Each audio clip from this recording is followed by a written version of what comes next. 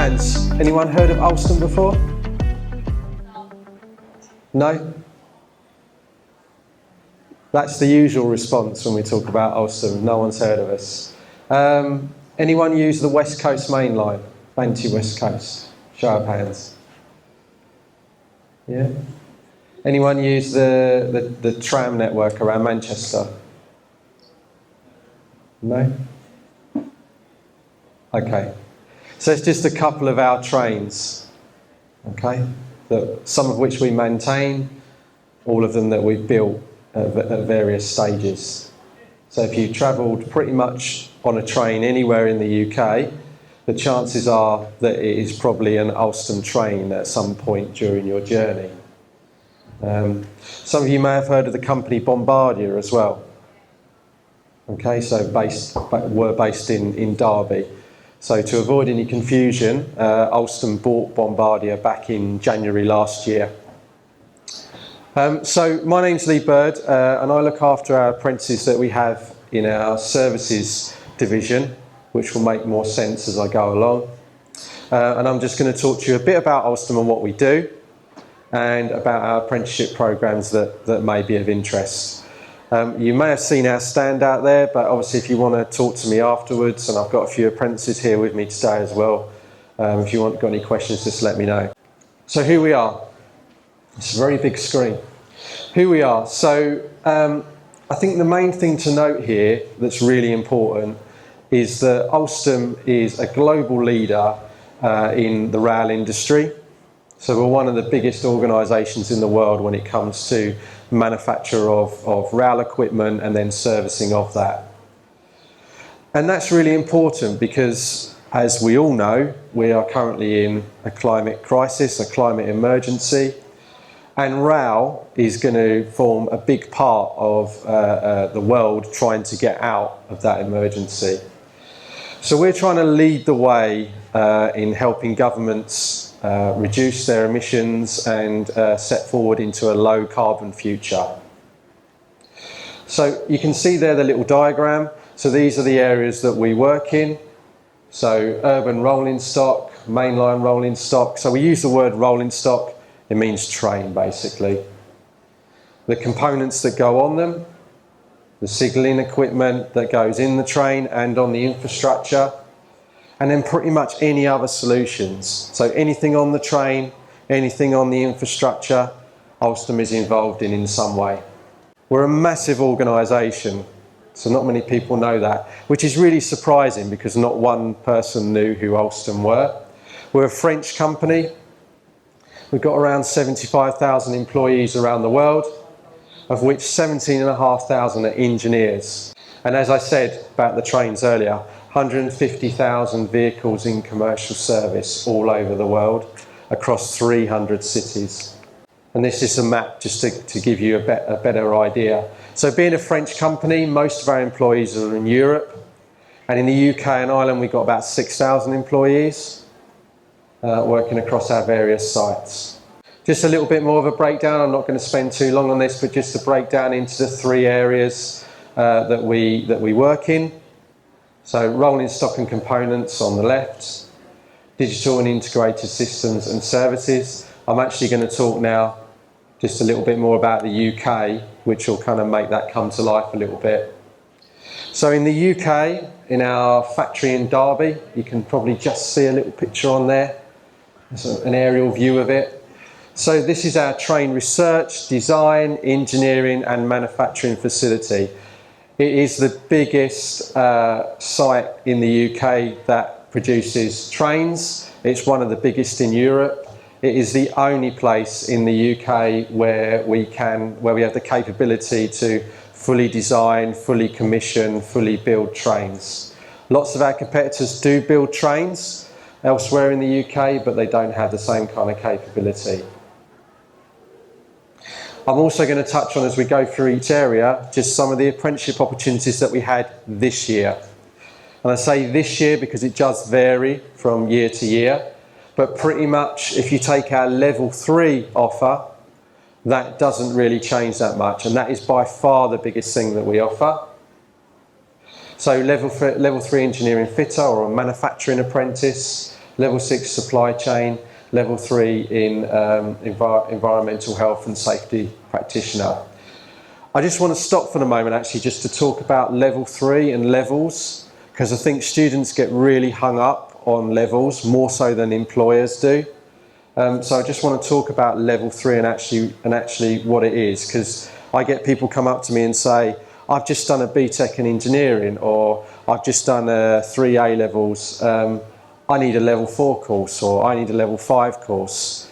What I always say to them is think about carefully what you actually want to do. Because if you're looking for a hands-on role, fixing our trains or building our trains, then really you need to be looking at the level 3 programs as your route in to doing that job.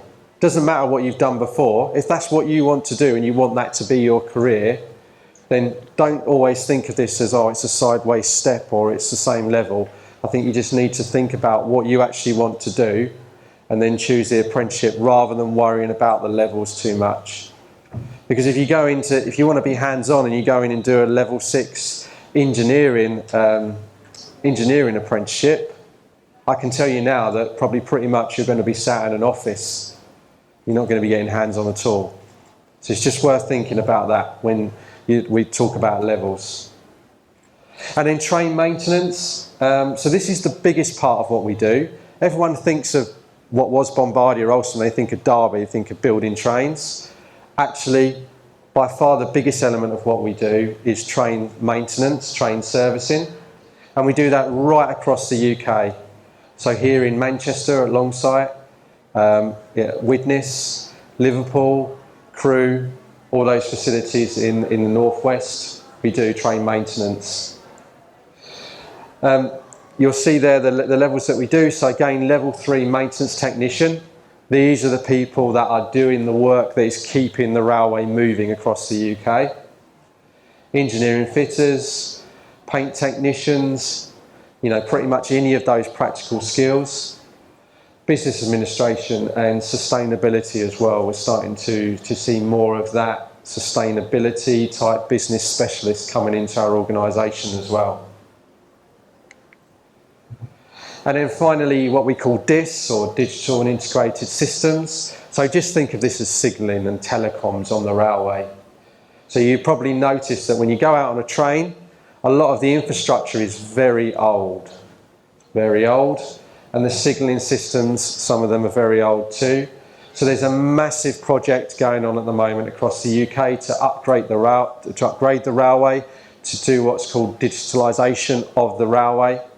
And there's lots of, the government is investing lots of money in this. So this is a big growth area for us going forward. So we've got things there again ranging from level 3 to level 7, and you can see up there which kind of programs that we do. A little bit about who our apprentices are. I think it's good to understand what we're looking for, and it's not necessarily just someone rocking up with 5 GCSEs. We have an expectation of our apprentices. There's certain people that we want to try and recruit. So the railway can be a very dangerous place. If you stand in front of a train when it's moving, the train is always going to win. So safety is always at the forefront of everything that we do, no matter what site that you go to. We like all of our apprentices to be quite proud employees, proud to work for Alstom. And you'll see if you talk to some of them today. We very much view our apprenticeship programme as the future of our organisation. So there's lots of progression opportunities, whether it's becoming more specialist, going into engineering, going into management, whatever it may be. We're trying to create a diverse set of individuals. We're having reasonable success in doing that, whether it's trying to bring more females into the industry, whether it's making sure that our depots and where we operate are representatives of the communities where they live. That's really important to us. And obviously motivated to do their best, customer focused and keen to learn. So just a bit about the scale of it. So we have over 200 apprentices on programme at the moment. We're looking for another 60 in September. Most of those have been recruited now, but you can probably almost guarantee that it will be around that number next year as well. We work with 24 colleges and universities partners, and we're working across 20 apprenticeship standards, and that's growing all the time as more come online. So a little bit about the entry requirements. So these are our minimum entry requirements. So level 3 is 5 GCSEs, A star to C, or 5 to 9, including English, Maths and Science. Pretty much that's standard for those levels of apprenticeships. And then anything level 6 is 3 A levels, and anything level 7 is a 2-1 in the relevant area. So our apprenticeships have won lots of awards. So National Transport Awards, the Bay Apprenticeship Awards, now called the Multicultural Awards, Women in Rail. We've won lots of awards around what we're doing. And more importantly, why rail? Very good question. Why rail, particularly with engineering, as opposed to going to work for BAE or Jaguar Land Rover or Bentley that are out there today? So why rail? Well, it's one of the few industries where the government is continuing to make substantial investment. And if I go right back to the beginning of my presentation when I talked about sustainability and low carbon future, that's obviously one of the key reasons why they're investing in the railway. And that will continue, okay? It's a future-proof career. Can't really say that about many careers, but if you want it, it's a future-proof career. We're going to have to, the trains that we're building now, we're likely to have to maintain those for the next 20, 30 years. I don't know how many of you have been down to London in recent times. Doesn't even have to be recent times. If you go on the London Underground, a lot of those trains, you get on them, you think, when was this built? So some of those were built in like the 1960s, and they're still running on the railway. So we're always going to need people to maintain those trains. Yeah, there's a certain amount of automation that we can put in, but we're still going to need real people to maintain those. There's lots of new technology coming on board, and this is an opportunity for 2 reasons. Firstly, the rail industry has a problem with age. So a lot of the rail technicians that we have working in our depots have worked there since they were apprentices back in the 70s, 80s, 90s, whatever it may have been, and they've stayed there, and so they're coming up to retirement. They also have worked with the older technology and not necessarily with the new technology that's coming in on the new trains. So new people coming in, like our apprentices, they're going to be key to understanding that new technology as we go forward. There's also, as I say, a real striving to try and make the industry diverse as we build a new workforce that's going to take the industry forward. And just a word about growing your career. So a bit like other engineering industries, rail is no different in terms of apprenticeship is a recognised route to grow through the company. So I was an apprentice, for example. But there's various other levels. If you talk, there's operations managers, there's general managers, there's directors that all started their journey as apprentices, usually as technician apprentices or fitter apprentices at the very start.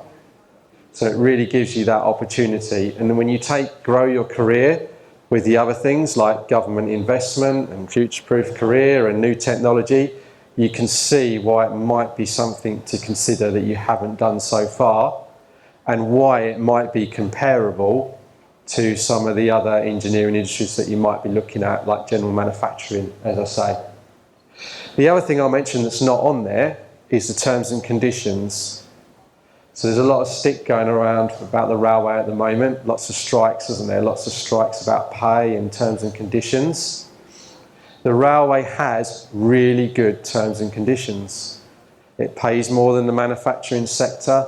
Often the terms and conditions, the benefits that you get are better than most of those industries. So it's definitely worth considering.